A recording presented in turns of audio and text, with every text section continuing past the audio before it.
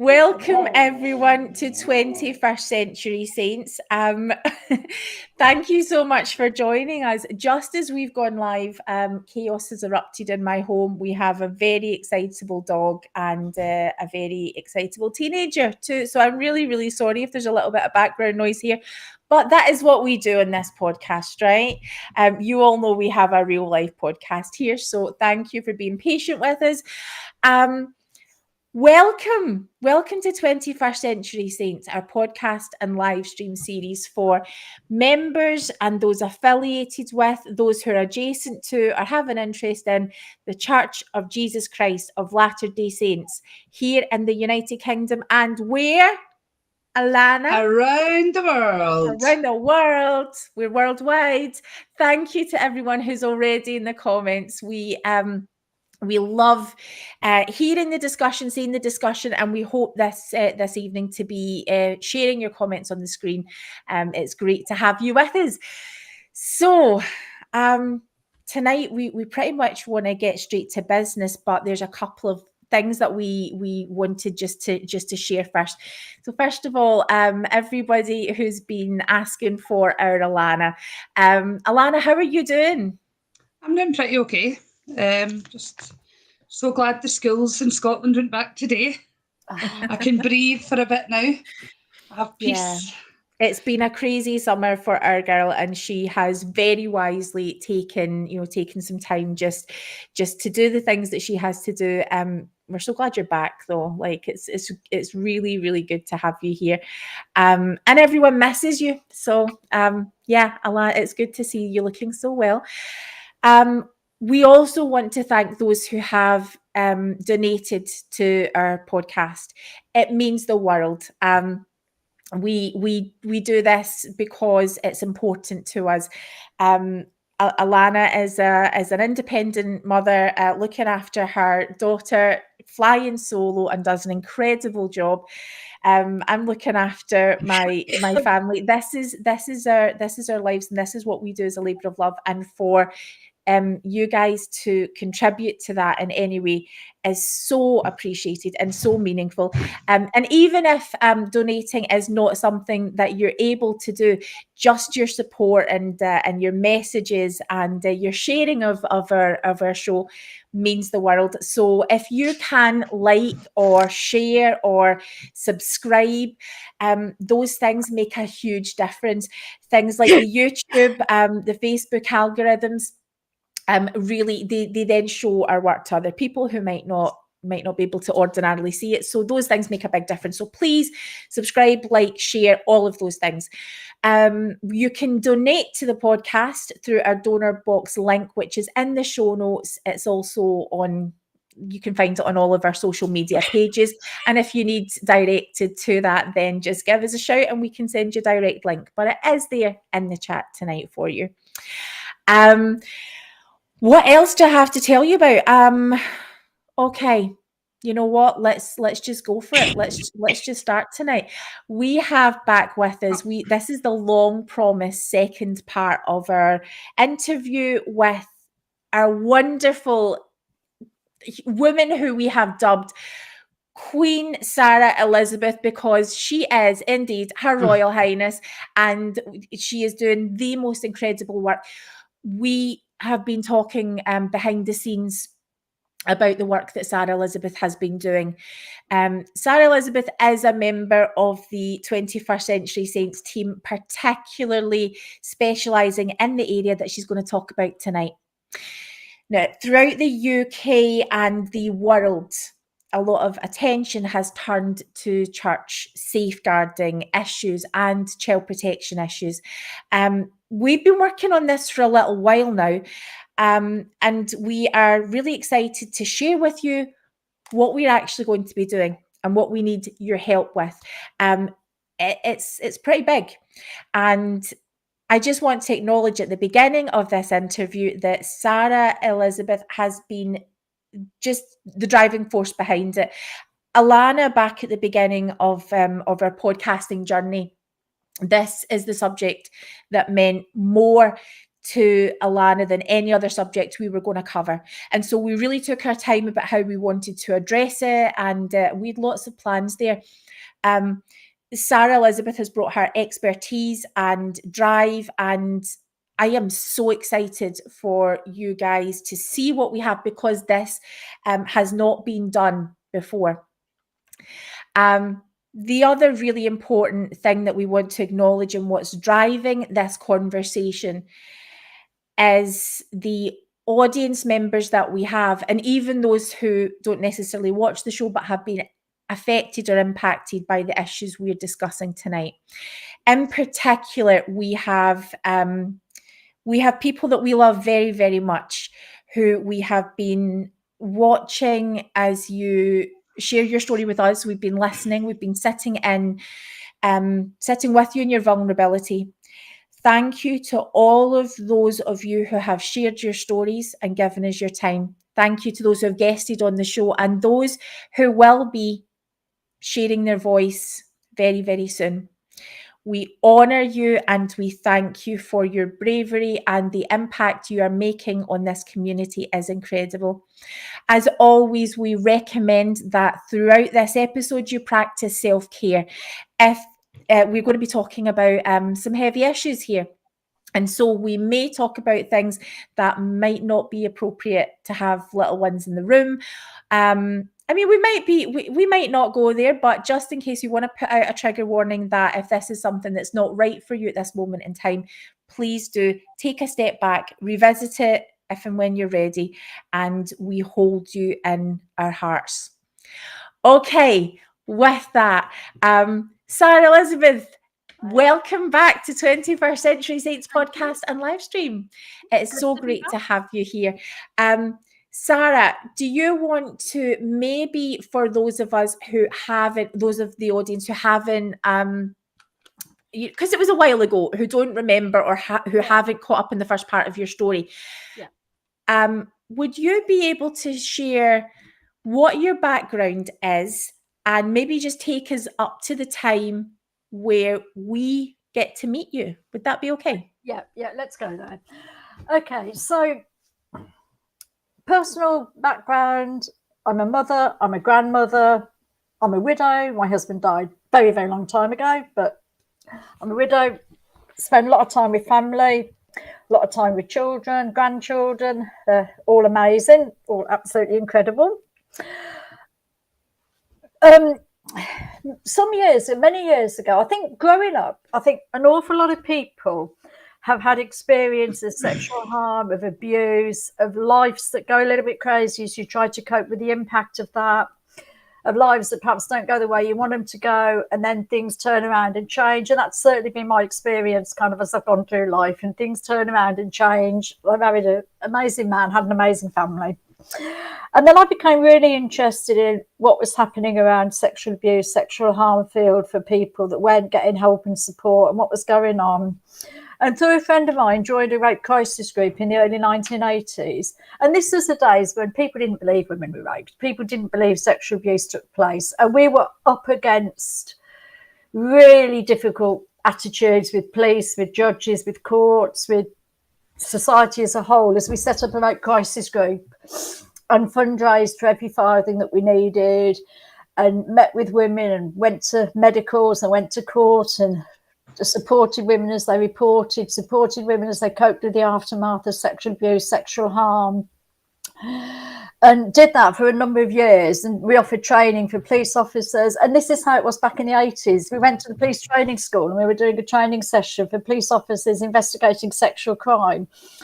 And this police officer looked at me, he said, well, the problem with you is you're feminist, lesbian, social workers, aren't you? I'm like, you got two out of the three right there, love. But anyway, working on the third. And you're I'm teasing. At home looking after my children. Yeah. And you're a member of the church at this point, right? Right. No. Yes, I was a member of the church. Okay. I was a member of the church at this point. It was really interesting. And when I tried to talk to anyone at church about, I'm doing this rape crisis bit, they were a bit like, oh, do you think that's an appropriate thing to be doing, talking about sexual abuse and sexual harm? I think, yeah, actually, it's probably a very appropriate thing to be doing. But it wasn't something that was understood at church about why I felt we needed to talk to victims. And I think there was an element of people thinking, but you're a woman and you're a mother, and these aren't very nice topics to discuss, are they? So do you really think it's good for your spirit to be out there in this dirty, horrible world talking about these dirty, horrible things? And I think that was some of the... For those of you, for those of our audience who haven't been members of the church, could you remind us about women in the church? We have a women's organisation which is extremely large, which is Relief Society. What's the purpose of Relief Society again? Well, the motto of Relief Society is charity never faileth. And so therefore, with the motto being charity never faileth, the purpose of Relief Society is to serve and minister and lift up those that are struggling, those that are weary, those that are in need. Those are our baptismal covenants, aren't they, as well? Those are also the purposes of Relief Society, to care for those around us, as well as the spiritual education and all the other educational work that Relief Society does.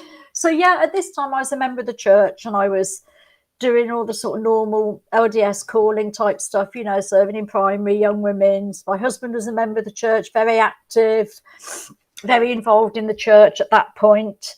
And then as time went on, Jerry became less and less interested in the church. He started questioning a lot of things, a lot of teachings, a lot of doctrines about the church. And I'm just there like, say, have faith. What's the matter with you? Have a bit of faith. It will be okay. But actually, he was ahead of his time. And I'm thinking now I'm where he was 30 years ago, which is kind of really interesting. So he did eventually stop coming to church, but that was probably not till the 1990s. Our kids, we had 4 kids. They were sort of teenagers, and one by one, they, as in their teenage years, between about 15 and 17, kind of fell away and stopped coming out to church. But I carried on because I thought this was the right thing for our family. We're sealed in the temple. We need to be at church. We need to be doing the things we need to be doing. Anyway, so church continued for me, and I was kind of absolutely, I drank the Kool-Aid, I bathed in the Kool-Aid. I was all in, doing all the things that you do as a good Latter-day Saint woman. You know, you pay your tithing, even when you think, well, I don't think I've got enough money for the bills and the food, but you pay your tithing, and you go to the temple, and you serve in your callings, and you do what you're doing, and you don't read things, you don't question other things, partly because you're so busy you haven't got time, and partly because we are told stay close to the Spirit, and you won't stay close to the Spirit if you're looking at things outside the church. But that gradually changed for me, and I started looking at other things. I started questioning and thinking, this isn't right. I'm not happy with this. I don't feel comfortable with that teaching, that doctrine, that culture, that practice. And a lot of it was culture and practice that we were, as a church, thinking is doctrine and can't change. But the first item that fell off for me on my shelf was that about black people not being given the priesthood. When I was baptized in 1979, I was not told that.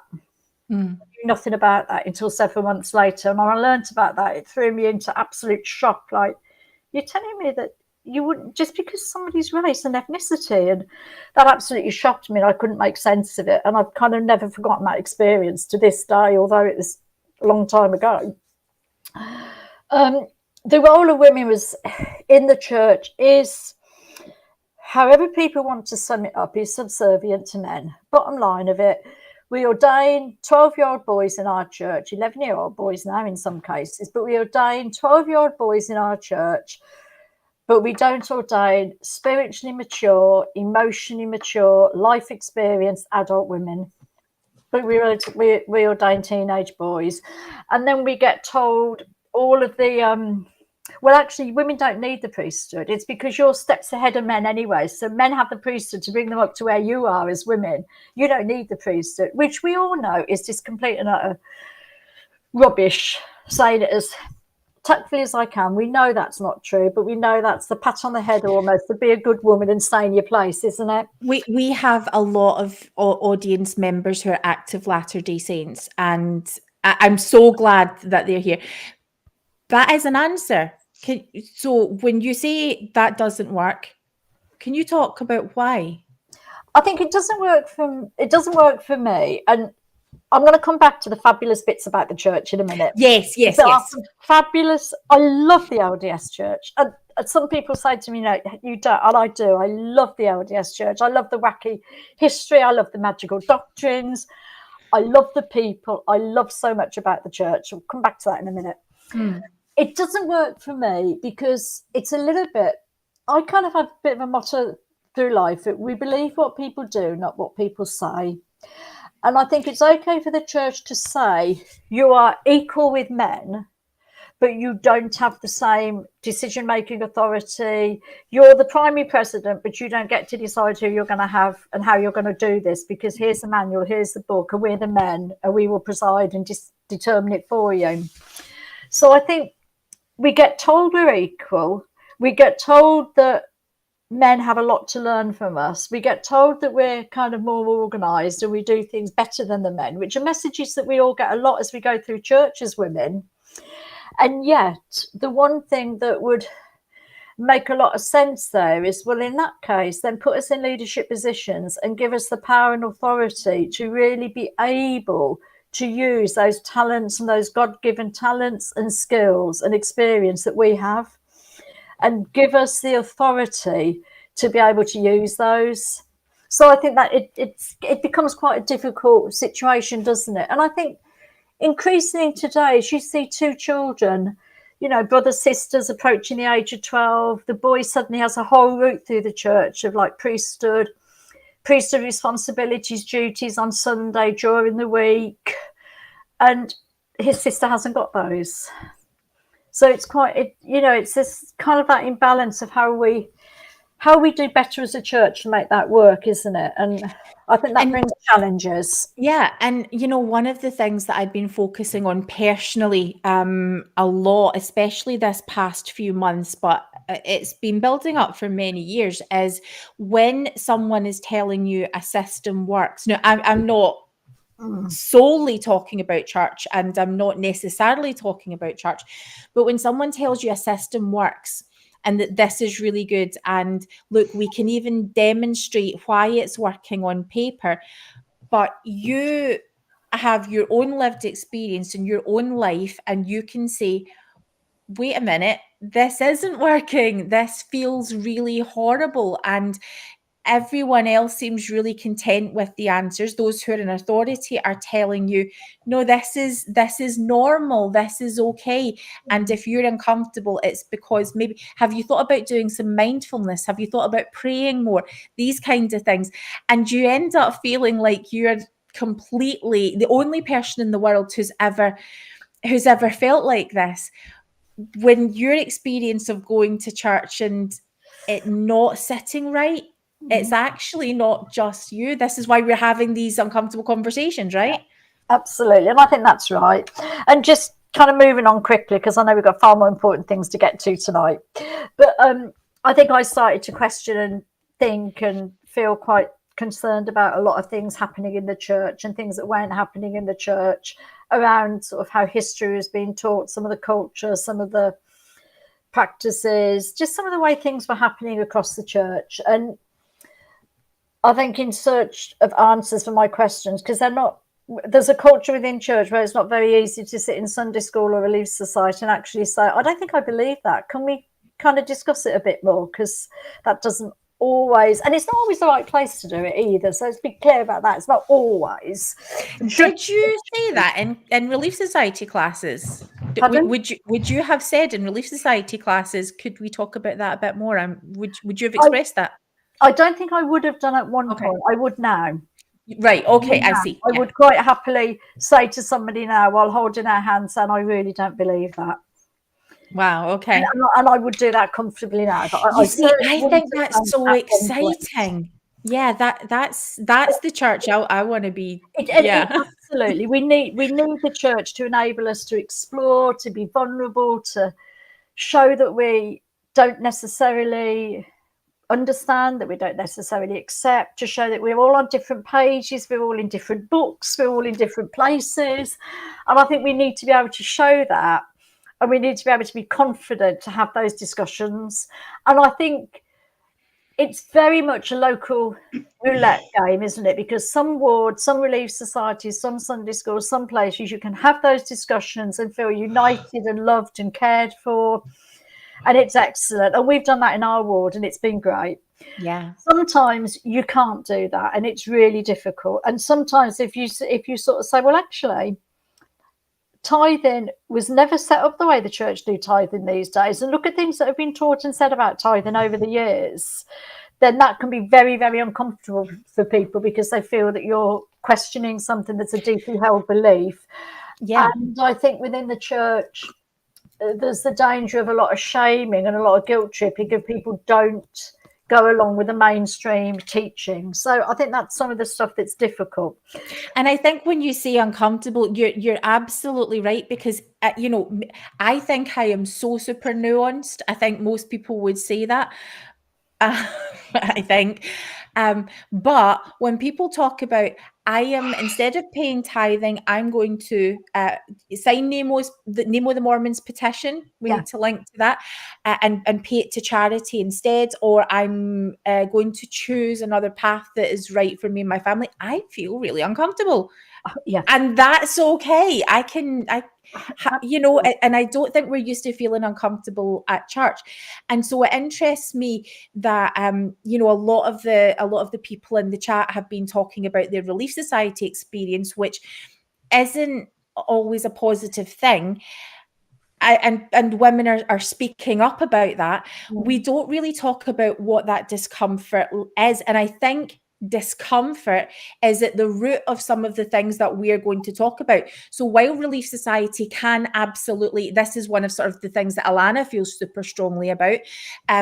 We're in a women's organisation that is uniquely placed and has funding to work what we could call miracles. It can do incredible things. And we do we've got to see Relief Societies collecting for women's aid support, collecting for humanitarian aid support. But it interests me that, okay, we can collect and support for vulnerable, but there isn't this sort of one-to-one. If we were to really talk about why people are experiencing displacement and require humanitarian aid, or if we were to speak about why the woman is in a Relief Society, why the woman is in a what would we call it, a women's shelter, why a woman's having to use women's aid. Not only that, we don't actually have any ability to sort of counsel or recognize when a woman. We don't talk about how to recognize the signs of abuse if a woman in our own congregation is being abused, those types of things. So we can do up to a point, but there's nothing really that's changing within us. And I think that's massive that you just said that, and it's something that we need to kind of stick a pin in and come back to. Yes. What you just said there is massive, in that we're going to talk about our safeguarding campaign and role that we have taken on board for ourselves in a moment. But one of the real things is to really make a difference in safeguarding. We have got to be uncomfortable, and we have got to be unsettled, and we have got to experience holy disruption. Holy disruption is real, and we have to experience holy disruption when we are shifted out of place in every which way, so that we can then explore what is abuse, what is sexual harm, how is that perpetrated, how does it happen, how do I recognise it? And so we've got to actually get to a point where we're really able to be really uncomfortable and do all that, don't we? And those are really important things to do. So then, kind of around about that time, I think I met up with you guys online, and there was kind of a few of us that were starting to chat online, and I think through kind of Sunstone really, and we started kind of smaller groups to have discussions and talk, and we were meeting occasionally and doing the odd, and we were actually a while ago, a couple of years back, we were doing the odd Sunday school lesson or family home evening and things, weren't we, all together to try and have discussions about things that were important and mattered to us.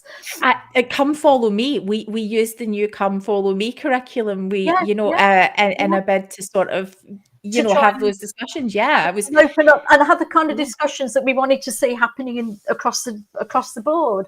And I think I say that because I want to sort of, you know, like we were using church materials. This wasn't sort of like some crazy little niche thing that we're going to go back and study old things that Brigham Young once said and get disrupted. You know, we were like actually looking at what is being taught, and And I think that's the one thing I would absolutely love to try and get across to our LDS friends and those LDS members that we love and we care about and we love to be with. This is not some anti-church. How can we destroy the church? This is about, there is a church there that is massively powerful and influential and strong financially, number-wise, with resources, people, things, everything. All of it. It's massive. And the force for good that could be achieved by the LDS, Mormon, victory for Satan there, we need to be careful. The LDS, Mormon, Church of Jesus Christ of Latter-day Saints is phenomenal. The potential for good. But there are too many things that get in the way of good. And the things that get in the way of good are manuals, correlation, guilt, shame, and people wanting to toe the line and not be uncomfortable.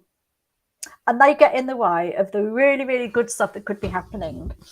So then I came to Sunstone, and actually came to Sunstone on the back of, I stopped going to church. I was going to church most weeks, maybe not every single, but the vast majority of weeks I was going to church with varying attitudes, I have to say. I have to own that. And I was trying to go to church with various attitudes that were from complete and utter silence to really, seriously, and having discussions with bishops and stake presidents about what I felt and why I felt it and where I stood and my viewing opinions, and so which ranged from kind of okay to extremely uncomfortable and difficult.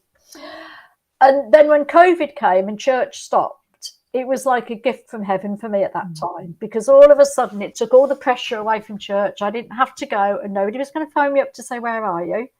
And can you do this? And can you do that? And it was just like, oh, this is lovely. And then I realised that my life had become a lot more peaceful and a lot calmer. And I had settled down a lot, and I wasn't getting riled up every other day about something that another apostle had said. I was kind of chilling out. And then I came to Sunstone. Okay, tell our audience who don't know what Sunstone is. Is it an apostate sort of? Okay.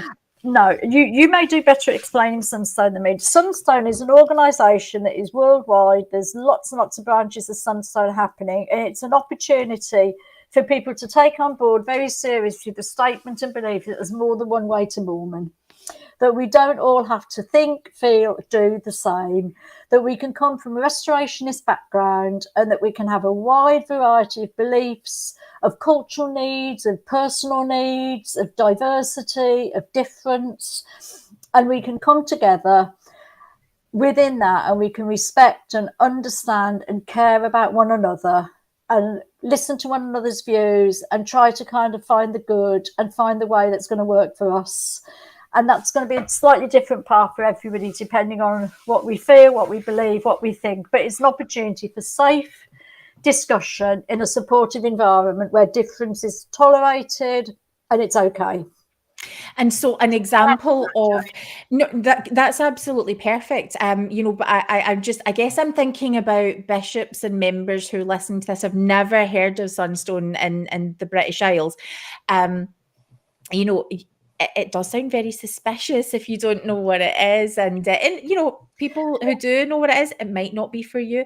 But for example, on that first Sunstone that we met, and Alana and I had been to a couple before, we've gotten to hear presentations where, you know, for example, a teacher was talking about how he was building a curriculum where Mormonism was going to be taught in this high school class and how that was going to look. And it was fascinating. We had, you know, people making presentations on parenting. We had people making presentations about church history, about, you know, sort of different sort of nuanced aspects of just so engaging and fascinating. And there's a social aspect, and you get to meet all of these different people who are perhaps not members, who perhaps are nuanced members of the Latter-day Saint movement, and also all of these different restoration traditions. It is so welcoming, so supportive, and can I just say, I think spiritual. Yeah. Mm-hmm. And some people at Sunstone that are holding significant leadership positions and callings within the church and really love what they're doing, but recognise there's room for greater understanding of where each other are on their journey, and that Sunstone's a place for those discussions to happen. Yeah. It's not just people who are questioning, doubting. It's some people that are like, do you know what? I believe everything. I believe it 100%, but I need to understand where you're at and why you think that's difficult, so I can support it. And so being able to come together with working, isn't it? Yeah. Being able to come together in a community is absolutely inspiring, but also, you know, suddenly you're in this growth space again, which I would feel I crave from my church experience, and other people who are having that same sort of interest too. Alana, you kind of like the social side of things, you know, you like just being able to hang. Lots of people just chat. Tell the truth, Jane, I just love to party. Oh my goodness, this woman yes, I genuinely, and I'm not kidding, Alana was partying so hard and I was laughing so hard with her that I genuinely caused myself a medical injury. We have as a group, we have the best times. And I love that Sunstone in the UK has a very British flavour to it. So we get that sort of little bit of British cheekiness. There's, you know, there really is an element of Sunstone UK that can only happen here under these circumstances. And it's happening again in a few weeks. We will send a link in the show notes. So thank you to Julian and Laura, who are organising Sunstone UK. So we got to meet you, and it felt very much like, you know, kindred spirit, someone who's like coming up for air, like, you know, yes, this is what I needed. Talk to us a little bit about then what happens after. So COVID, we first met right around COVID, sort of dealing with it after the first wave. And also what I'd like to ask you is the most common question that people have been asking us is, so what is Sarah's back? How is Sarah so amazing? Okay, I wanted to come to that because I think that will lead us into getting on to talking about safeguarding stuff. So somewhere along the course of my life, I decided that I was particularly interested in what was happening in people's lives from my own life experiences, but also from things that I'd seen when I was working with rape crisis. And I took myself off to university and did some various things, did a degree, did a master's, did a few things like that, and qualified as a probation officer and social worker. And this was back in the day when the qualification was the same for both professional routes. So I can work as either because it was the same professional route. And the area of work that particularly interested me was sexual abuse and sexual harm and sexual offending. And it was, why have we got people that are committing sexual offences? What is this about? What intervention? What risk management? Where's the intersection of safeguarding, of therapeutic intervention, and of risk management? And how do those all come together? And how do we make those work? And I worked for 25, 30 odd years in that field with adults and with children and young people that were both, sometimes all of them had harmed in some way sexually, all of them at some point in some way. A significant number had experienced huge amounts of trauma in their own life, whether that was neglect, bereavement, loss, huge amounts of trauma in different ways. Contrary to public belief, not many had been sexually abused, because contrary to this myth that abounds in society, people that are victims do not go on to be abusers. You may find some people do, but there's other stuff going on in their life that's triggered, you know, those behaviours. So I was particularly interested in that field of work and did a lot of work. And as part of the work I was doing over the years, I had different roles over the years. I worked for the voluntary sector, I've worked for the public sector, worked for probation service, worked for safeguarding, worked for youth offending. I've done sort of consultancy and trainings to sort of police, judiciary, schools, education, health, multi-agency across the board, with people needing to try and kind of understand how to manage this, what to do, how were they going to work with these victims that were coming into school that were traumatized, how are they going to work with these people that have perpetrated harm, how are they going to work with that, you know. So did a lot of work around all of that. Managed a team of practitioners that were doing that work, and it was probably very blessed to have a career that was fantastic, that I loved. It was hard, it was difficult. There were days when you raged, there were days when you wanted to scream, there were days when you laughed, there were days when you had miracles, when you saw fantastic change happen in people's lives, and you sat there and thought, that's what it's about. Well, that much change, that's what it's about. So lots and lots of experiences with lots of people doing all kinds of stuff, you know, around the course of those years that I worked. And then I made the decision last year that it was time for me to leave. I thought, I'm done. I thought, I'm well past my sell-by date for this work. And I kind of resigned from work at the end of December, but have kept an interest in this and still kind of had regular conversations with people I used to work with and sort of keep on top of what's going on to some extent, and have not yet dismissed the fact that I might get back into some training and consultancy, because I do enjoy doing that. Yeah, well, actually, I feel like we possibly mentioned this during our last episode, but I want to just really highlight this.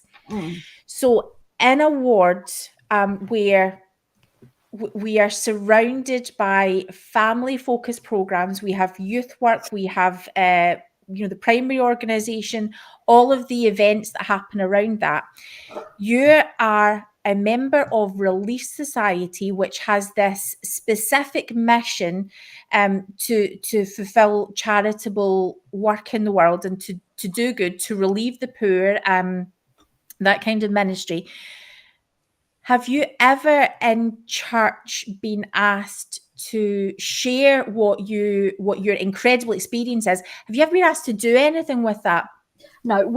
Let me just tell you something first and then answer that question. Sure. One of the things that I used to do was I was responsible for taking part in various aspects of risk management of sexual offenders in the community.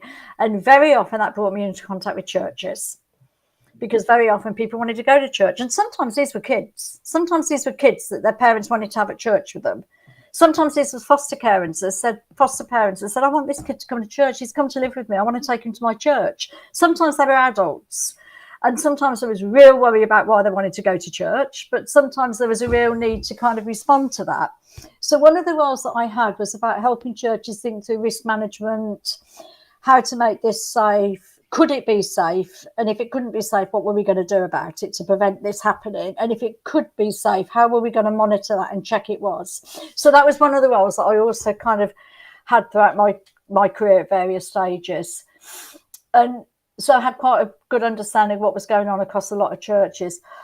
I have been aware on some occasions of particular issues within my own church, and I have offered to help. I have offered to step in and say, do you know what, I can help you think through this. I can offer to do some training for the bishops around this one. Let's have a look at your child protection policies. Let's have a look at this. And I've been told on quite a few occasions, no, it's okay. It's all in hand. The priesthood have it all under control.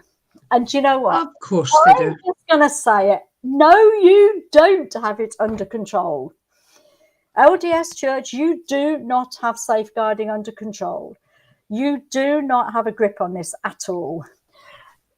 Back to what I wanted to say about how amazing this church is.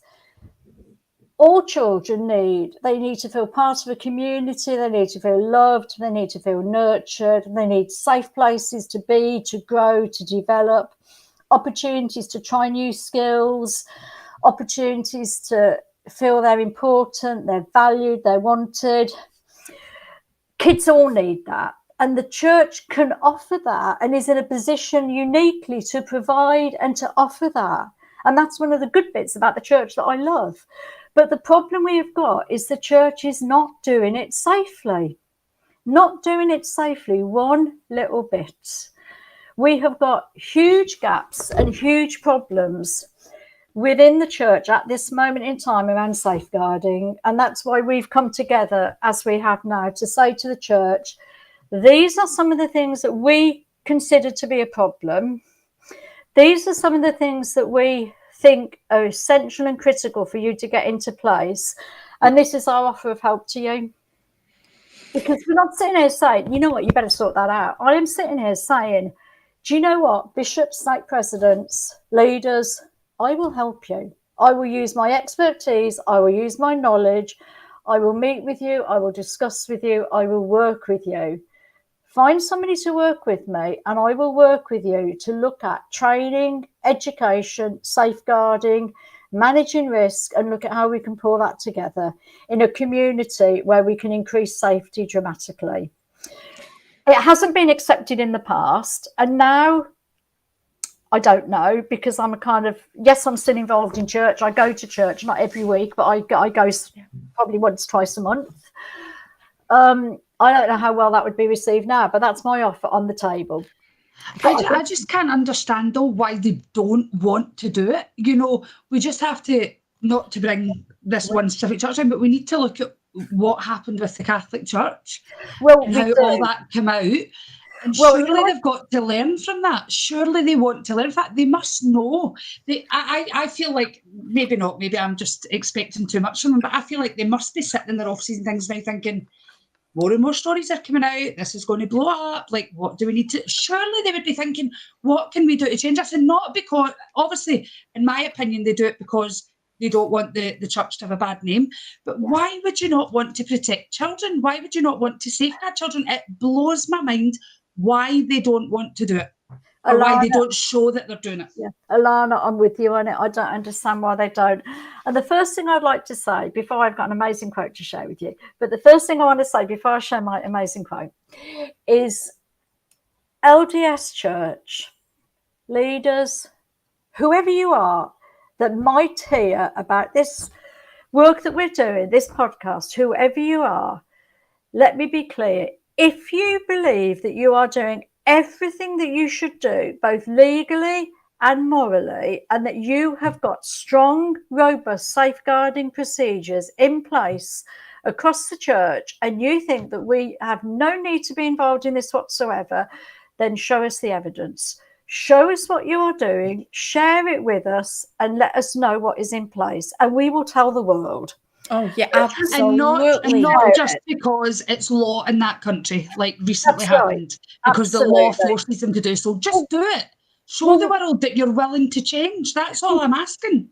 Do you know what? One of the things for me, it is a morally bankrupt position for the church to take with the resources that the LDS Church has at its disposal.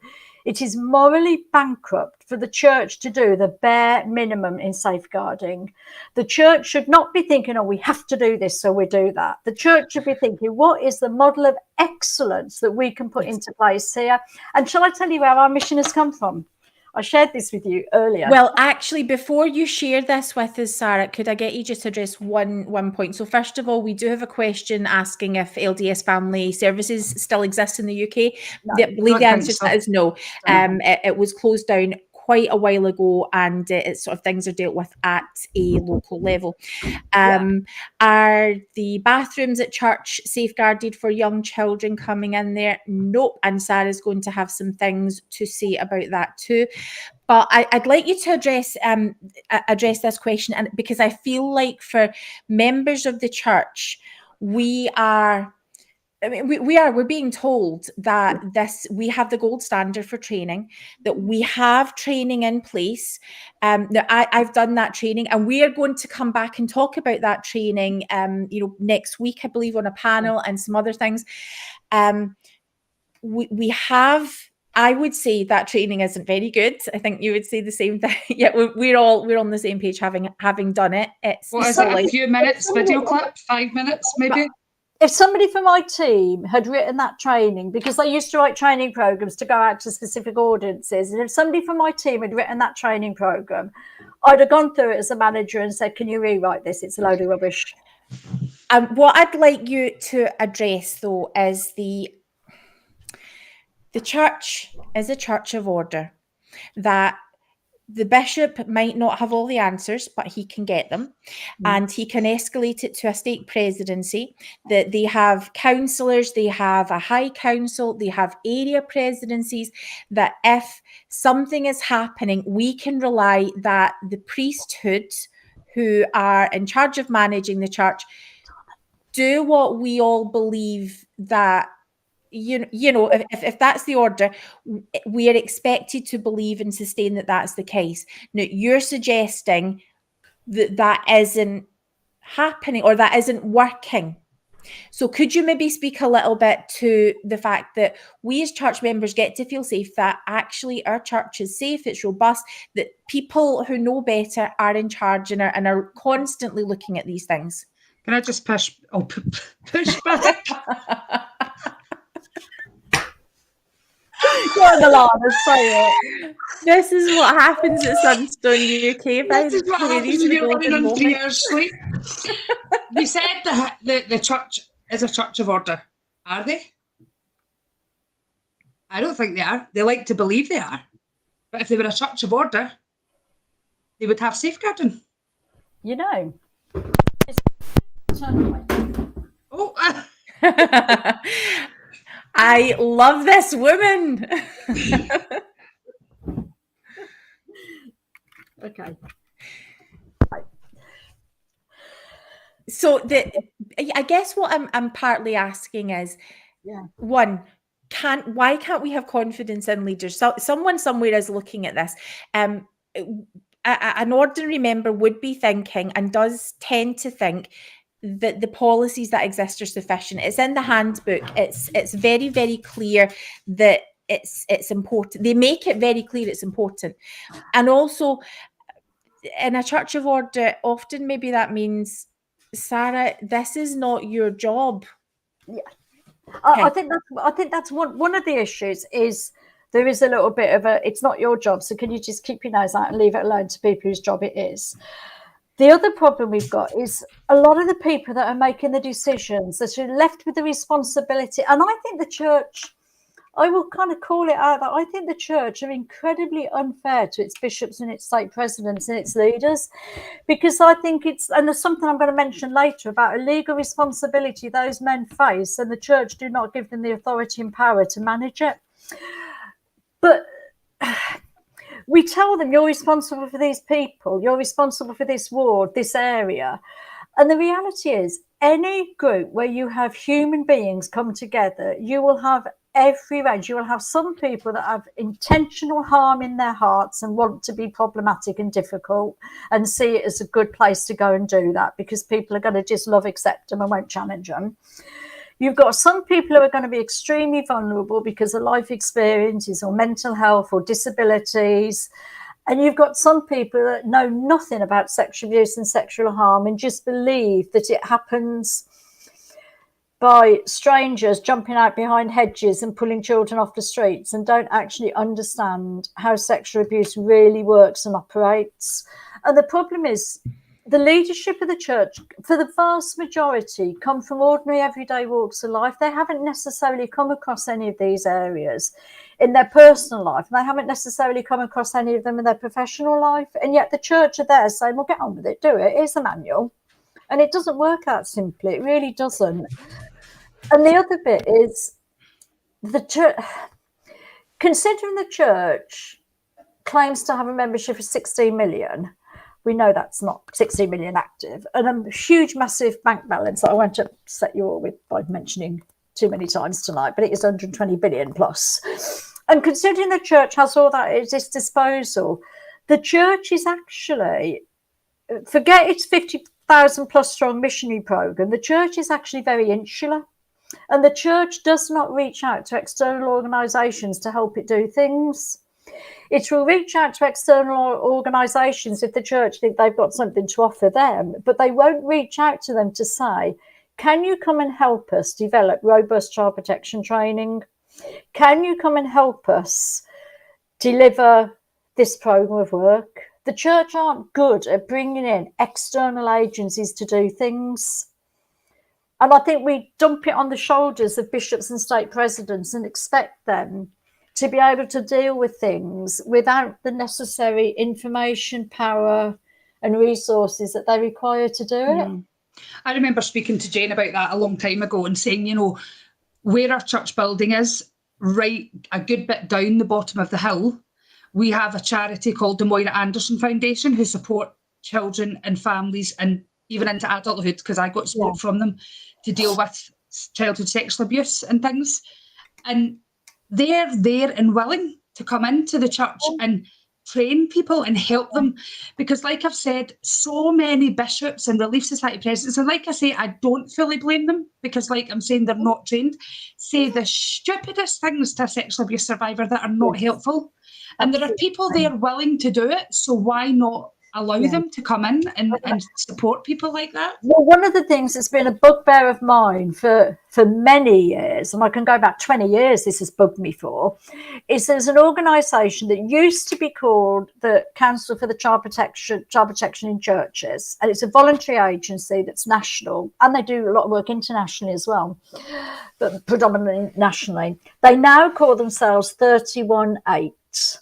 Which is actually quite lovely, because it's the scripture reference in Proverbs 31:8. So if anybody wants to go and look it up, you'll see why they call themselves that, because that's about kind of looking after the most vulnerable and speaking up for the most vulnerable. And that organisation works exclusively with faith communities, whatever that faith community is, whether it's kind of really small house group meeting or a huge, massive international organisation.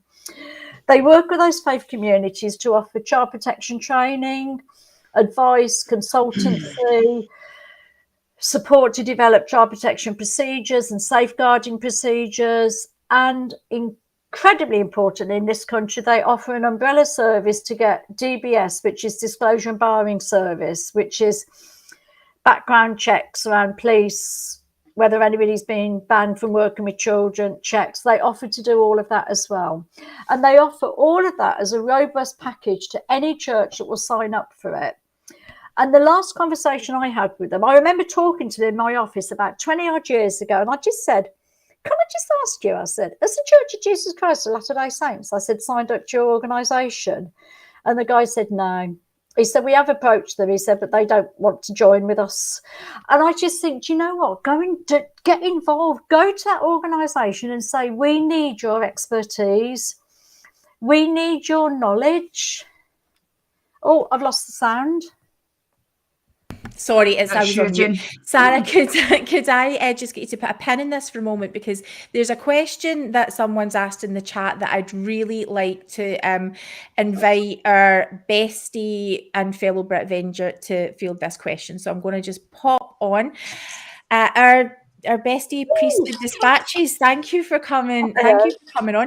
Someone in the chat is asking a question about the recent Mormon Stories podcast talked a lot about procedures for reporting abuse and how the helpline that the church has printed in its manuals, how that works. So they want to know is, do we have a similar thing in the UK? Could you speak a little bit about that?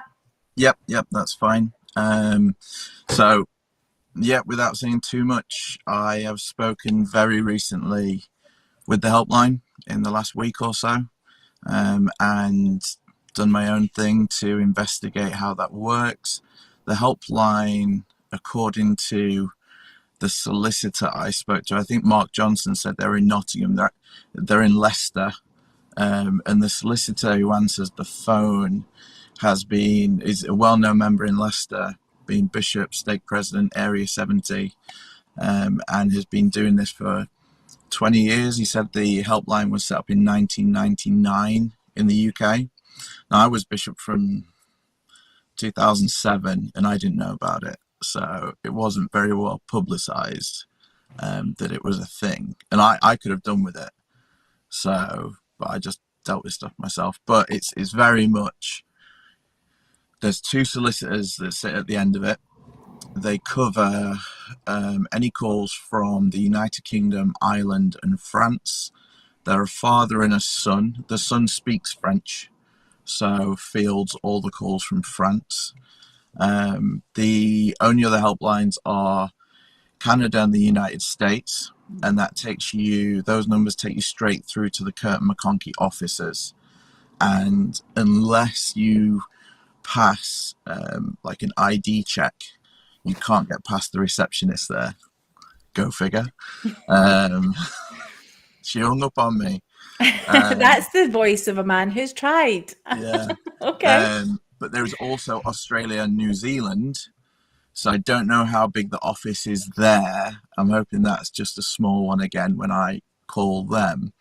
But there'll be more. I don't know how. Well, I've just told everyone that I did call them. So I don't know how we're going to discuss exactly what was there, because in the UK, GDPR says that I can't play the call. I did record the call, but I can't play it without third-party kind of permission. Which you're never going to get. Yeah. So I didn't know if I'd just play it as kind of a whistleblower thing, but I don't know if I've got the time, energy, and money to fight that case in court with them. Well, the Britvengers have offered to do a dramatic reconstruction. Peter is ready, to go as am I. What I would say to your audience, please go follow PD's channel, who will be keeping you informed about all of this stuff. So that is definitely something to watch. And the activism that we know, thank you for sharing that. The activism that we know he's doing in the background is absolutely incredible.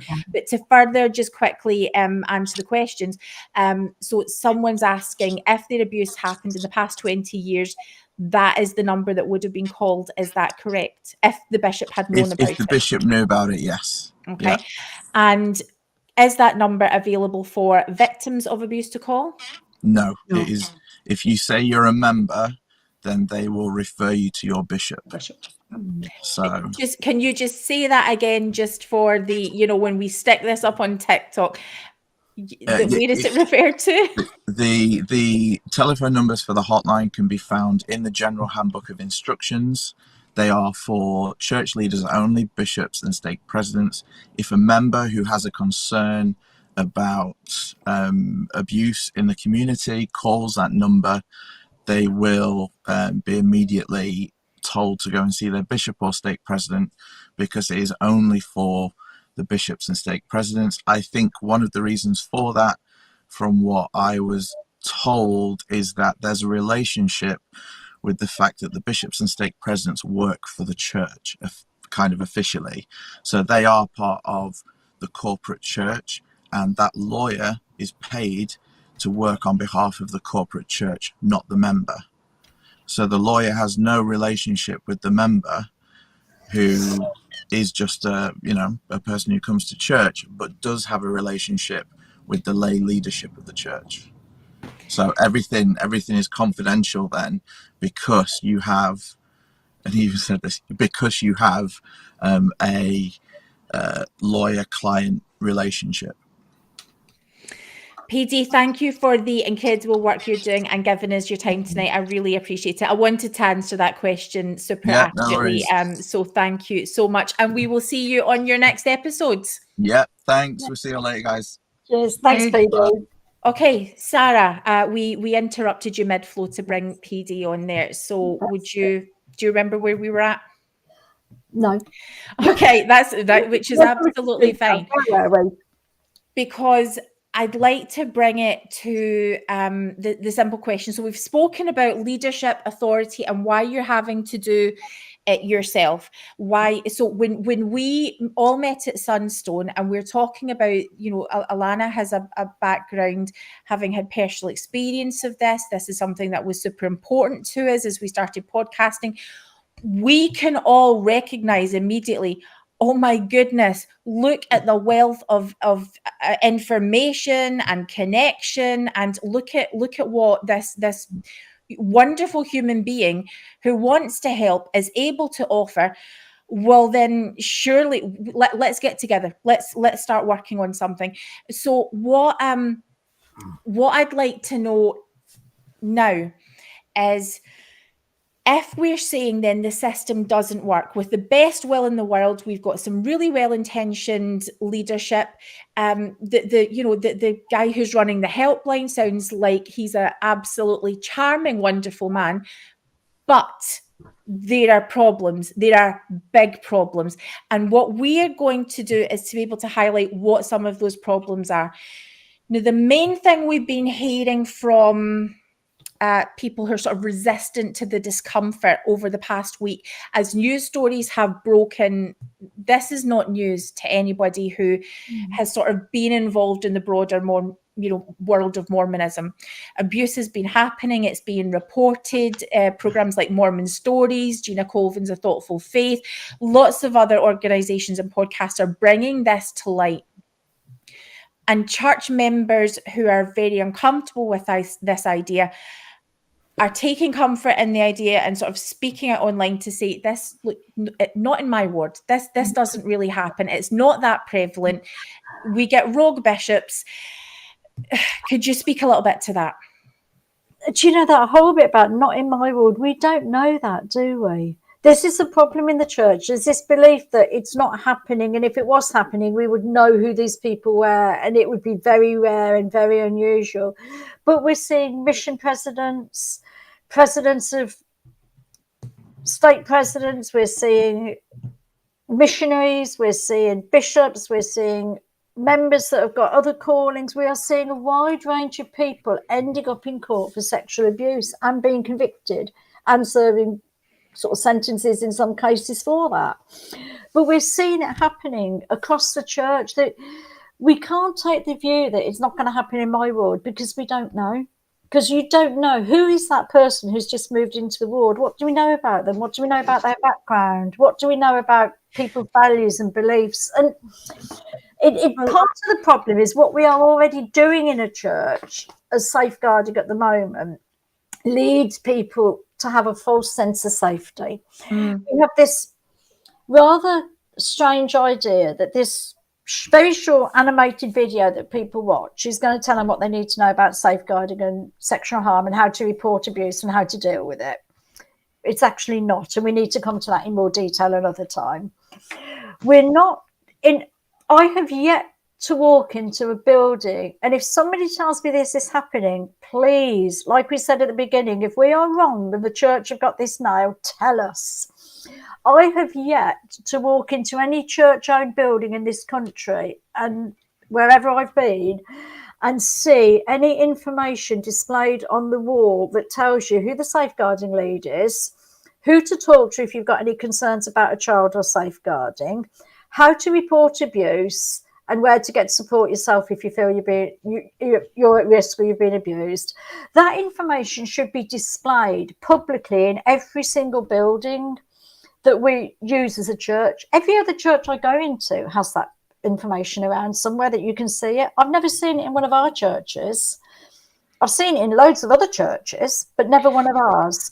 First thing you see when you walk into, using the example that's been mentioned before, first thing you see when you walk into a Catholic church is the safeguarding information, and they have a specific safeguarding officer.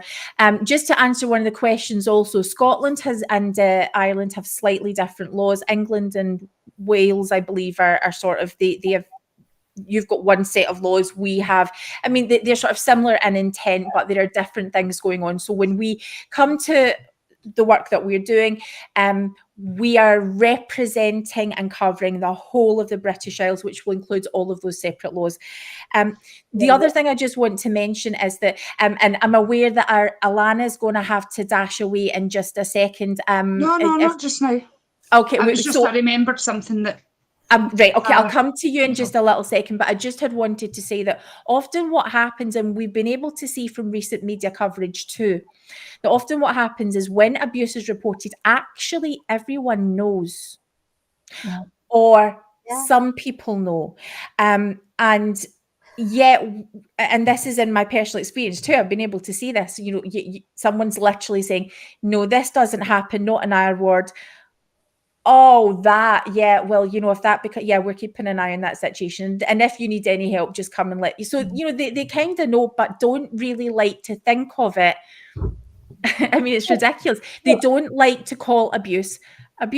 So what happens is we get not only our personal experience, but we get, to start talking just talking about a subject like this, and suddenly we have people from all over the world, but you know, our focus is in the British Isles, from right here, people that we know and love who are talking about abuse.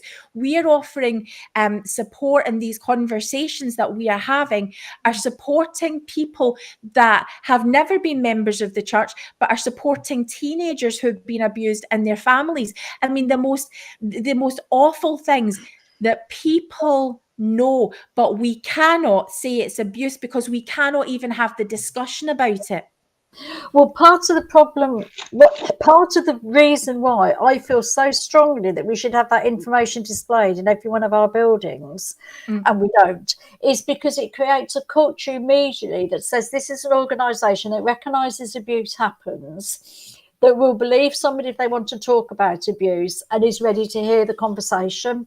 And I know we're a million miles from that, but the fact is we're not actually telling anyone that we're ready to have that discussion. Yes. If we talk about, if you have a lesson with youth or primary children or young men, young women, and it's anything to do with sex, it's usually about chastity, modesty, and purity. It's not about consent, healthy relationships, and abuse. And so we don't have a culture within our church where we talk about this openly and readily, and we acknowledge that there will be things happen in the church because the church is made up of human beings, and we acknowledge that there will be abuse and harm happen in the church, and where we talk about this openly. So we're not giving our children and our youth at church a language to discuss what's happening. Yes, beautifully put. Understand and know that this is part and parcel of life on this earth, and we need to find ways of dealing with it. We're not helping parents to understand that just because you're at church, it doesn't mean your child is safe. Yeah. And then we give messages to children about things like your young men's leader's called of God. Well, if your young men's leader's called of God by inspiration of the bishop, and then your young man's leaders wanting to watch pornography with you or masturbate with you, then actually, how does that work? Because the bishop called him by inspiration. He's called of God. I've been told I have to obey him because we're told we must obey our leaders at church. How does that work in somebody's mind, a child or a young person's mind? So we haven't got the right foundation of culture set up to enable those discussions to take place. So we're going to dig more into those types of barriers next week when we do our panel. Alana, you were going to share some thoughts. No, I just remembered going back a little bit because we kind of jumped about, Sarah, because I'm itching for you to share this quote. To the reason why we're doing this. Oh, yeah. This is going to be our motto, people. Epic. No, I think, first of all, I'm going to have to own and be honest. Most of you, and a lot of people listening, a lot of you will have heard me speak about my relationship, or not have a relationship, but my things with Dallin H. Oakes. And usually something Dallin H. Oakes says and me usually result in the files of justice burning through my heart and my soul. Right but there. Dallin H. Oakes has given us permission and in fact an instruction and command from the apostle of God to do exactly what we are doing. So this mission is Dallin H. Oakes has set us on this path. He's told us to do this. He said in 2012, children are highly vulnerable. They have little or no power to protect themselves and little influence on so much that is vital for their well-being. Now get this one, because this is you. This is us. They need others to speak for them. Okay. So Dallin H. Oakes, thank you for that. Thank you for that permission to granted unto us that we can speak for these highly vulnerable children within the LDS church, because we will speak for them and we will continue to speak for them. So when we ask when we ask who are you to do this, by what authority are you acting? That's the authority. Our authority to act and to speak for children is the authority given to us by Dallin H. Oakes. when he told us they need people to speak for them. So we are those people, and we will speak for them, and we will be educating and training, hopefully many, many others to do exactly the same. Okay, let's talk. Like I say, we are going to dig more into some of the barriers to reporting within the Church of Jesus Christ of Latter-day Saints next week when we have our panel. Yeah. We're going to be talking about what the current training looks like so that you can, make decisions and informed decisions about whether you feel it's sufficient. Globally, members who've looked at it are saying, look, this is not what's working for us. Now, obviously, I'm not speaking for everyone. Many are quite happy with this, but people who have, experience in this area are saying this is not only nowhere near sufficient, but actually can be a barrier. So, Sara, you ready to talk about what's happening next? What are we doing? Well, what we are doing right now is we are going to be pulling together, and we can share from now on the information about what the church should be doing around safeguarding.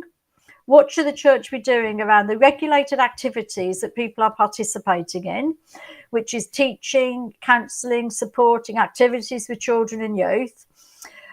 We're going to be talking about the disclosure and barring service, where they should be ensuring that they have got police checks and enhanced police checks, enhanced disclosure and barring service checks in many cases. And the enhanced check will mean there will be information from the police around any possible convictions, reprimands, warnings.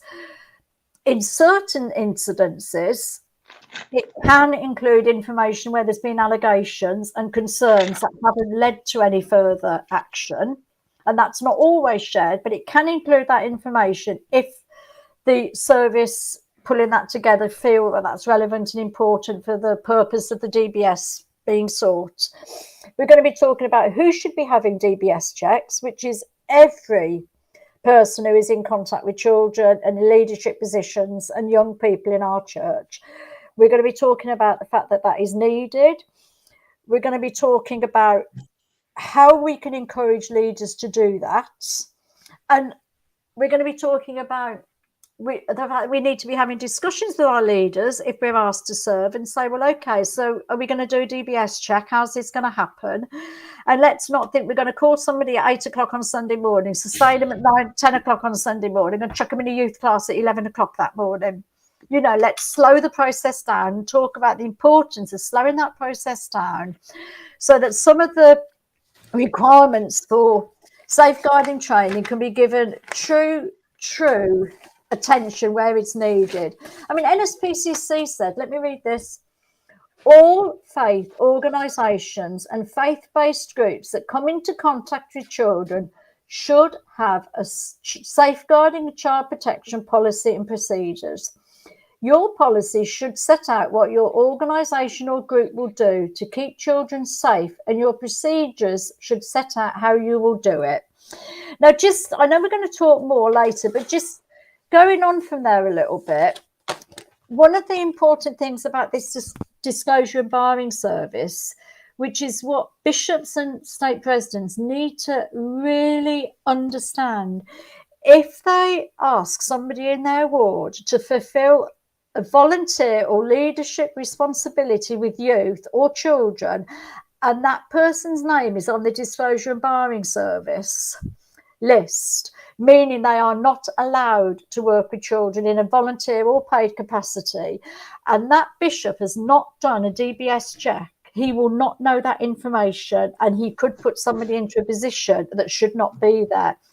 If that happens, that bishop is legally responsible because he is breaking the law, because it is illegal to allow somebody to work in that position.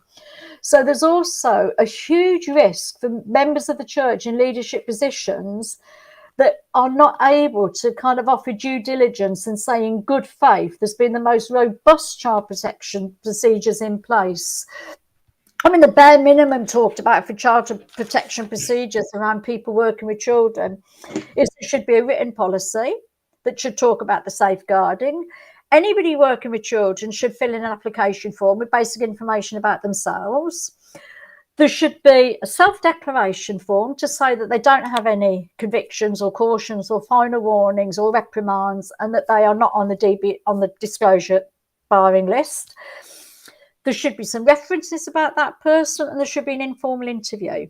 Now, that is manageable. That probably sounds like, well, how's the church meant to do that? Well, the church is meant to do that by not rushing into wanting somebody in a calling on the same day they decide they need them. Well, I think just on saying that, Sarah, like I remember saying this to Jane a while back as well. Now, obviously, we don't know who's within our walls already. I've just been so used to most of the people who are in my ward growing up. But you take, for instance, someone takes the missionary discussions, Joe Blogs from wherever, comes in, takes the missionary discussions, in the door a month or two, can be called into young men's, can be called into primary or wherever. We don't know who that person is. We don't know what kind of criminal record background they have, or, you know, and obviously I'm not just stating it with these people, you know, with everyone, it should be the case. But we don't know who's coming in to the walls of our church, because they can be vulnerable themselves and have a vulnerable background. But I think it's also, though, really important to acknowledge, because you're right, that there is the fact that we don't know people's backgrounds, but where the DBS checks are still really relevant, it can be 20, 30 plus years before you ever find out, if at all, that actually the person who was the wonderful guy at church was all the time abusing children in their care.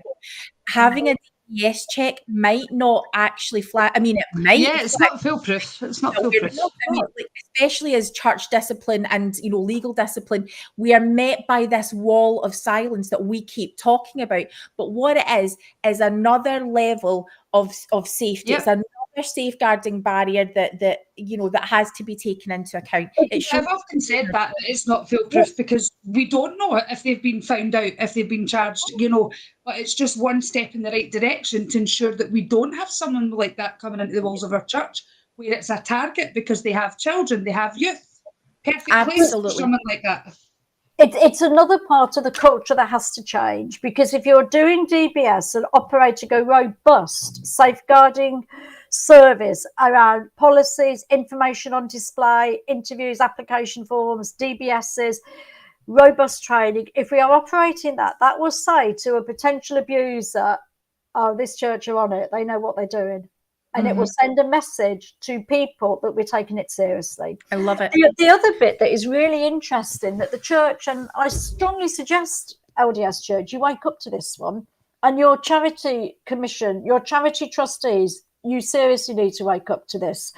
On the charity commission report, the last one that was, because in this country, the church has to submit reports to the charity commission every year.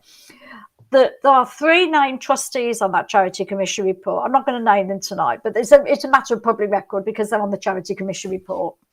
Those 3 trustees hold legal responsibility for what happens in the church. They have legal responsibilities around safeguarding. Now, I hope those trustees have been fully trained, are fully insured, and are fully protected against their legal responsibility, because the church is not really taking care of them in that sense. The role of the trustees is to ensure safeguarding policies and procedures and measures are fit for purpose and up to date. I'm going to read it. Making sure everyone in the organisation is aware of their safeguarding responsibilities and knows how to respond to concerns. Now, trustees get worried now because I don't believe that you're fulfilling that responsibility. Have a lead trustee for safeguarding and child protection. There's only 3 of you. Which one of you is the lead? Challenging any decisions, really interesting this one. Challenging any decisions which adversely affect anyone's well-being. Now, I could go off on a rant for the next hour about what the trustees are doing about that, but we won't. Managing allegations of abuse against someone involved in the organisation. Reporting serious incidents as necessary. Now, that is a legal responsibility that the trustees of our charity in this country have for the church. So that means what? Can you spell that out in simple? Well, that means that those trustees need to be on top of what is happening in the church with safeguarding. They need to be confident that they know what's happening, that there's robust training in place, that the safety procedures are in place, that the necessary guidance is in place, and that everyone in the church is following it and living up to it. And robust training, Sarah, and not a few-minute video that we have to watch every year or so. Yeah. every 3 years. The reality Oh, 3 is, years. 3 years. yeah, it's only every 3 years. But I'm going to go back to what I said at the really very, very beginning of this.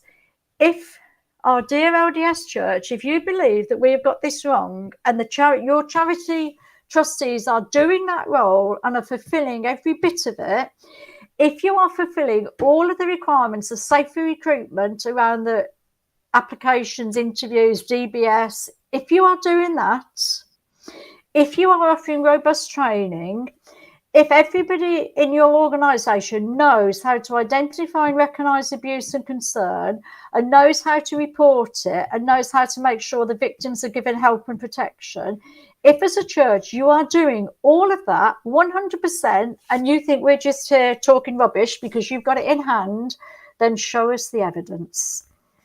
Give us the evidence, show us what you're doing, show us how you're doing it, explain to us how it's working, because we believe what you do, not what you say. Because believing what you say is causing serious harm and leaving vulnerable people at significant risk. So we, 21st century saints, are not of a mind to believe what you say. We're of a mind to believe what you do. So please give us the evidence, or take us up on our offer of help to work with you to put this in place. And what that's going to look like. I'll just say, if there are leaders out there that are listening or get to hear about this because somebody cares about the vulnerability that leader is in, if you hear about this work we're trying to do, know that we are here to help and support. We're not here to tear down and destroy. We want that safe community for our children. There's families, friends, people we love in this church, and we want it to be safe. If we can help you, then reach out and ask us, and we will help. I will give my time, my talent, my skill, my ability to help you do this. But we're not going to sit back. Now Dallin Out Jokes has told us we're not to. We're not going to sit back and do nothing. We're going to do what old Dallin's told us to do. Thank you so much, Her Royal Highness Queen Sara Elizabeth of the United Kingdom. We love you. We need a crown. Oh, you get a crown. You absolutely. We're going to make sure that happens, and you'll all get to be part of it. Alana's going to have to dash off, so we're going to wrap up this episode. Yeah. But know that we are coming back to dive into some of the specifics next week. We've also got a couple of fun episodes coming up because we know that you guys have stayed with us while we have been, talking about really, really tough stuff. Thank you for doing that. But let me be super specific also. We know that there is some stakes that are doing fantastic work on safeguarding, which I think has been predominantly led by members who they've taken members up on their experience and have got great safeguarding policies. Yeah. What we want is to see that kind of thing adopted throughout the United Kingdom. So like Sarah's saying, if it's working, please tell us. We want to share what best practice is and use case studies and good examples to show you what can be done. We are about to, within the next week, in time for the next episode, what we're going to have is we're sort of sharing a three-pronged approach. We have a steering group. We're working with the rest of the Britvengers and other interested parties who are advising us on what this best practice will look like and supporting us in our approach. We have been so supported by every organisation that myself and Sara has reached out to, has provided us with tons of information. We want to thank the Catholic Church who have been sharing some safeguarding information with me. We asked Community of Christ, what are you guys doing as a restoration movement? Exceptional. And organisations that have been set up specifically to help us, to help our church. It's incredible how much support is out there for what we want to do. But since, in the meantime, we are not seeing the results that we want to be seeing, and we also believe that the pace needs to be moving, especially as it really is being focused on. We've been working towards this for months, and now, coincidentally, or perhaps, you know, maybe this is all God's timing. We have specific things that we want to do right now. So within the next week, we're going to have accessible on our website. We're asking, on our social media pages, we are asking members who are serving in the church, who have, or who are not, if you're less active, if you have an interest in this church, if you have a child in youth, we would like you to contact your bishop and your stake president and request that your bishop and stake president DBS check all members who may come into contact with your child. We are asking for members who may not have children in the youth or primary programs to do the same thing, to contact bishops and stake presidents as interested parties, as people who want to make the church a better place and who have made covenants to support members of this church.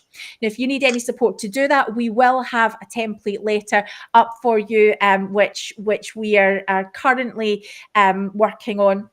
We've been working on it for the past few months. So that should be up anytime, and we will give you some more information about that. The other thing that we are doing, Listen Up Church, is we are asking for our systems to be put in place to pay more attention to the fact that these checks are not being done. So we are speaking with elected representatives and the Disclosure Scotland from our side of things. In England, the people who are running the DBS systems, we are asking them to help us with this fact that the church isn't fulfilling its obligations as we would expect them to as members. We're currently putting together a package of training and information that can be accessed by stake presidents, bishops, any other interested parties, and that training will be put together with the support and advice of not only Sara with this incredible experience, but with other agencies who are best placed to be able to advise on best practice. We are asking formally for the church to listen to what the concerns are of the members and to be able to put that into action. Like Sara keeps coming back to, if you're doing something and it's working, we want to hear about it. We want to see that rolled out, and not because the law is telling you that you must comply with a minimum standard, but because this is super, super important. We also want to make sure that every person who becomes aware of abuse within the church reports immediately, and that is part of the remit of our church ecclesiastical leadership. We are standing in solidarity this Saturday. There is a rally in Utah. You can find out more about that on the 21st Century page, or if you want to go to the Mormon Stories page, the links to that main event are there.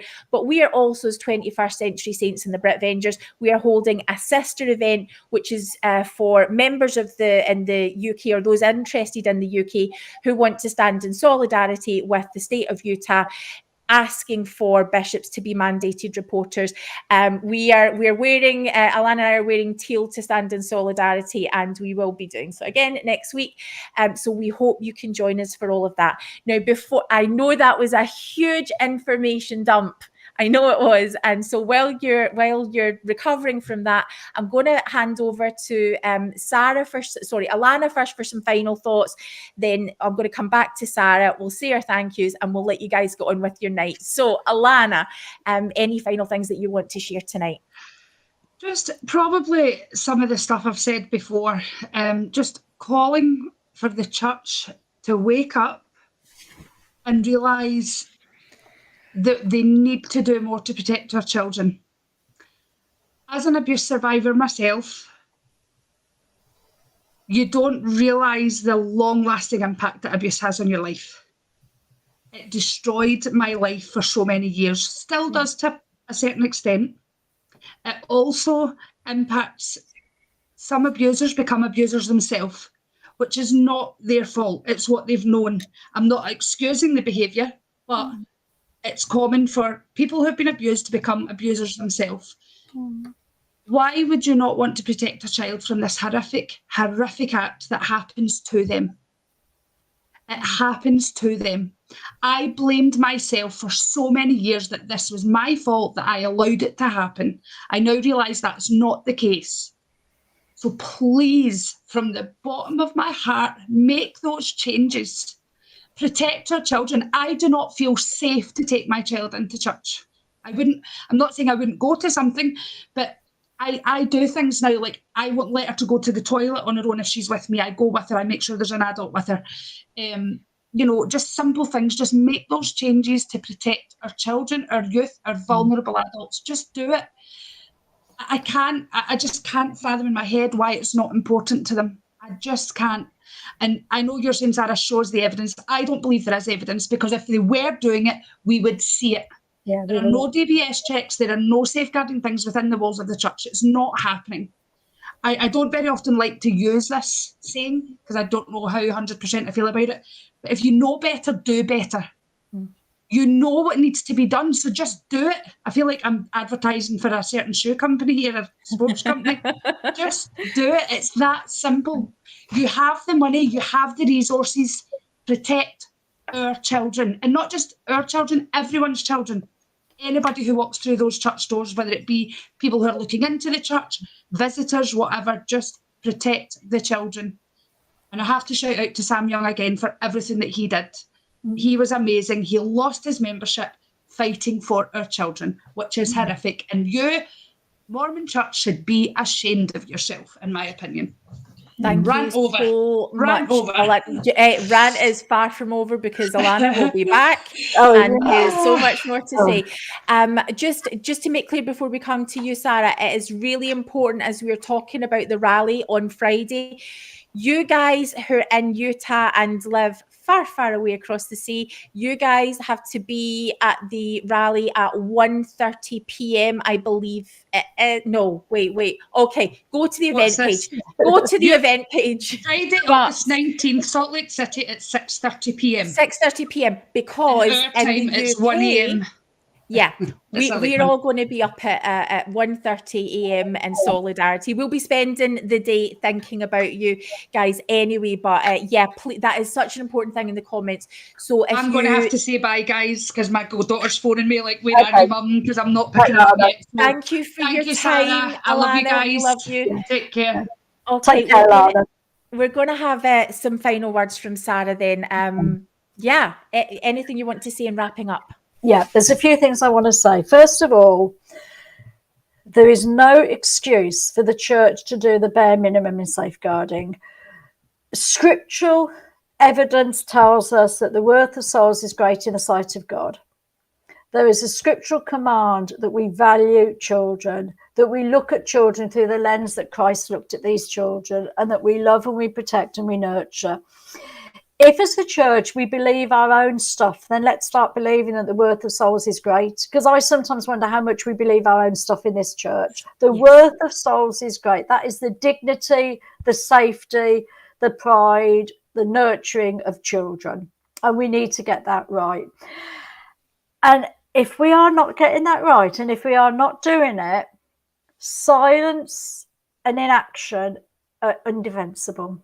It is completely indefensible for this church to remain silent and inactive when it comes to protecting children.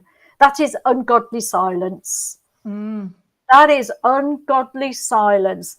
And as a church, you need to repent of ungodly silence that is leaving children at risk. And you need to do something about it. It can be done. Canterbury Stake just decided they were going to do DBS checks, and they did them.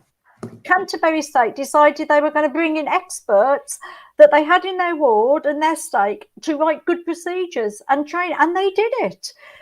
Canterbury Stake decided they were going to link with their local safeguarding board and do stuff. They did it because they had the courage and the guts to not wait to be commanded in all things. Right? They did it. And for the rest of the church leadership, you need to seriously ask yourself if you are sitting in silent inaction, which is ungodly silence, and what you're going to do about it. Because the time is far spent. And it's now time for action. We've got our robust plan together. We are so happy to be proved wrong. Any day anybody wants us to prove us wrong about this safeguarding, go for it. Prove us wrong. But in the meantime, can we start getting it right? And our offer of help, generally that offer of help it's meant, it's intended, it's not words. We will help any leader or anybody that wants us to support and help. We will do so. There are what, 300-ish? Oh yes, can I just say that? Yeah. There's in this church, there's what, 279 wards, 41 branches, so about 320 units in this church, isn't there, Jane? Is that about right? That's right, yep. Mm-hmm. A DBS check is costing around about £38 to £40, unless the church decide to sign up for 31.8 and use their umbrella service, then it will be cheaper. But if they don't, they want to do their own thing, it's going to cost around £38, £40. The church could DBS 20 people in every unit throughout this country. And considering some units only have about 35 people attending, they're not going to need 20 people DBS checked. But they could do that. 20 people in each of the 320 units in this church would cost around about 245,000. And my maths is rubbish. So somebody can work that one out and tell me I got that wrong, because I might have that wrong. But it's going to cost less than $250,000. The church budget is what, Jane? Oh my God, Peter Bleakley, where are you? Someone, yeah. 130 billion? Yeah. Yeah, 130 billion was the last I'd heard for the church budget. So I actually think they could find $250,000. That's probably only, I don't know, it's probably only days interest or something, isn't it? Probably get that interest in a few days. The church can spend that. Absolutely. And get DBS checks done. So in the meantime, leaders, LDS leaders, repent of your ungodly silence, protect the children in your care, and provide the fantastic opportunities that this church has in all its magical, wacky, fabulous restorationist tradition. Give the kids the best that you can give them. I love it. And you all can see how much we have relied on Sara and how grateful we are to have Sara as part of the team. This incredible resource. We have not undersold how amazing the wealth of knowledge and experience is that we're able to draw on here. I want to just re-emphasize the approach we're taking.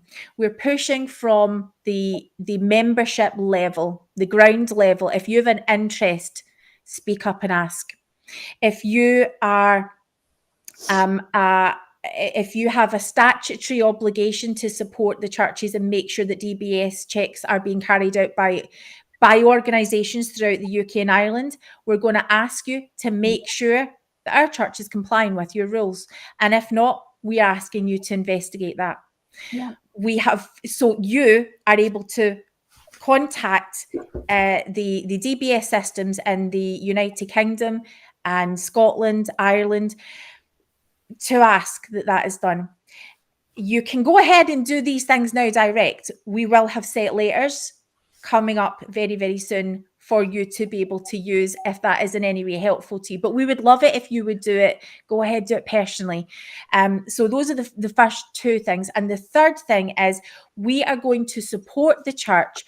If you need to be prepared for the letters that are going to be sent, if you're looking at how you can implement training yourself, we are here and we are ready to help. The training that we are going to offer will come in the form of a package of information, but can also cover in-person training. And we're workshopping that over the next few months to show what that can look like and to be responsive to each need that we have. We want to be proud of our church and proud of our systems. And we don't want to hide behind the fact that maybe things should be happening, or we are hopeful that some leader has it covered, we can see a failing and we want to address it right now. So we stand in support at rallies, but we also have things we need you to do. Now, in addition to that, the final thing that we can do, I guess, is sort of, part of this three-pronged approach is, if you have any concerns that things aren't being done wherever you live, please contact your elected representatives, who will be very interested to know how they can help our organisations become better places. Yeah. Jane, can I just leave it with Please. the comment that if you have any concerns at all that a child is at risk, or a vulnerable adult or a vulnerable young person is at risk in your ward, your branch, your area, then please do one or two things. Either phone the police, phone the NSPCC, or go online, because I have an online reporting service that is anonymous, or you can phone the NSPCC. And there's NSPCC Scotland as well that operate the same systems. Or go onto Google and put in local safeguarding hub or board, local safeguarding board hub, and find out how to contact your local safeguarding team and phone them up and share all of the concerns you have, and leave it in the hands of experts to investigate. Yes. Do not feel that you have to talk to your leaders for permission to do that, and do not feel that you have to not do it because you might upset the leader and they might not be very pleased with you. Do it. Okay. I know that we can come back to this next week whenever we are speaking about it, but I guess this is just, whenever we're doing a panel, I guess this is just sort of, to sort of highlight how when we think we're acting in the best interests of someone, but we don't have the expertise. So, for example, a bishop, it's very tempting for us as church members to want to either be silent because we're uncomfortable, or to say something to leaders where conversations then can start to happen that can hinder the process of reporting. So, for example, were a child to be, followed up, or families followed up with a bishop's discussion, or, those types of things, having those first discussions especially have to happen by trained professionals. So this is why we're saying, if you have a suspicion, if you're not sure, nobody's going to be offended if that suspicion is completely unfounded. But what will happen is people who know what they're talking about, who know what they're doing, who know how to protect children and who know how to protect vulnerable people, will be able to make sure that those conversations are handled so correctly that their evidence will be protected, that you get one chance. This is, I think, what I keep coming back to. You get one chance of getting this right. And so let's not, from our poor intentions or from our putting our fingers in our ears, are messing up even before we get to that first stage.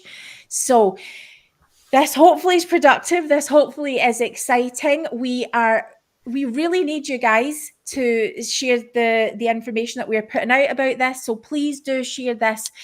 This comes from a place of love and support for the church. It really does. Yeah. So thank you for everybody who's been in the comments. Your voices are incredible. I'm particularly aware that even as we do this, even as we're talking about this big picture, it always is coming back to me to the people that we know and that we love, who are out there at the moment, who are deciding whether to tell their stories. We are thinking and holding in our hearts specific people. And you know who you are. We want you to know that we love you and we stand with you, and that when you're ready to talk, we will amplify your voice.